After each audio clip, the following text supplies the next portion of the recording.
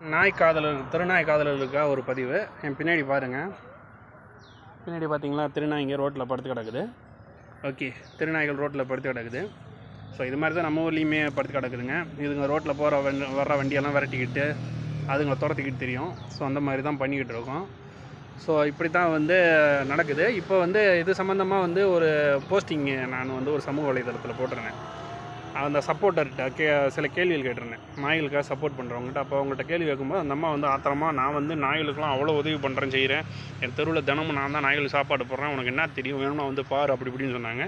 என் வீட்லேயும் தான் நான் நாய் வளர்க்குறேன் அப்படி இப்படி சொன்னாங்கன்னு. அப்போ அவங்ககிட்ட கேட்டேன், உங்கள் வீட்டில் வளர்க்குற நாய்க்கு போடுற அதே சாப்பாடு தான் தெருவில் இருக்கிற அந்த நாய்களுக்கும் போடுறீங்களா, இல்லை தெருவில் இருக்கிற அந்த நாய்களோட உங்கள் வீட்டு நாய்களையும் போய் விளையாட விடுவீங்களா, இல்லை உங்கள் வீட்டில் வளர்க்குற நாயை ஒரு நாள் அந்த தெரு நாய்கள் வாழ்கிற அந்த வாழ்க்கையில் ஒரு நாள் விட்டுட்டு உங்களால் இருக்க முடியுமான்னு சொல்லி கேட்டேன்.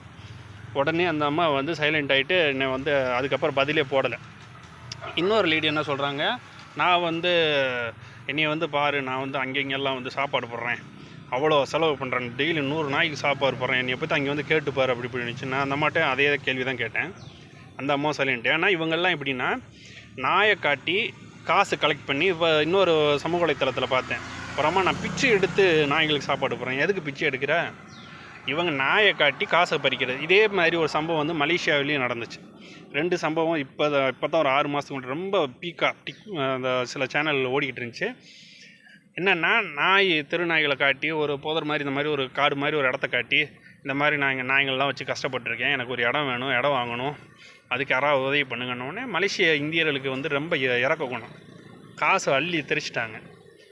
ஆளுக்கு பெரிய பெரிய பணம் சேர்ந்துருச்சு அவங்களுக்கு.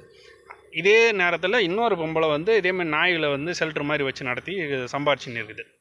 அந்த பொம்பளைக்கு ஆற்ற வந்துச்சு, என்னோட நம்ம வியாபாரத்துக்கு போட்டி வந்துருச்சுன்னு சொல்லிட்டு அந்த பொம்பளை போய் நான் போய் செக் பண்ண போகிறேன், வைக்க போகிறேன்னு போய் கலவரம் பண்ணிச்சு. அதன் பிறகு இந்த பொம்பளை அதே திருட்டு வேலையை தான் பண்ணிகிட்டு இருக்குதுன்னு பிற்பாடு வெளியே வருது. ஸோ பார்த்தீங்கன்னா, இந்த இறக்க குணம் எல்லாம் நம்ம முன்னாடி பண்ணுற ட்ராமாவெல்லாம் நம்பி ஏமாறக்கூடாது. நாய்களுக்காக நாங்கள் அதை பண்ணுறோம், இதை பண்ணுறோம், திருநாயில் பண்ணுறோன்னு சொல்கிறவன் என்ன பண்ணணும், யாருக்கிட்டையும் அந்த பைசாவும் எதிர்பார்க்கக்கூடாது. உன்னால் முடிஞ்ச அளவுக்கு ஒரு 4 நாய் 5 நாயை கொண்டு போய் வீட்டில் வச்சு நல்லபடியாக வளர்த்துக்க.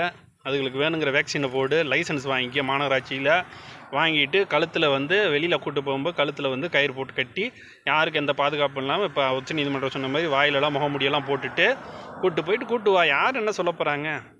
அதை விட்டுட்டு நீ தெருவில் கிடக்கிற நாய்க்கெல்லாம் நீ சோத்தை போட்டு அதுங்களுக்கு வெறி பிடிச்சி போய் போகிற வரவெல்லாம் கடிச்சிக்கிட்டு இருக்கும், குழந்தைங்கள்லாம் கடிச்சிக்கிட்டு இருக்கும்.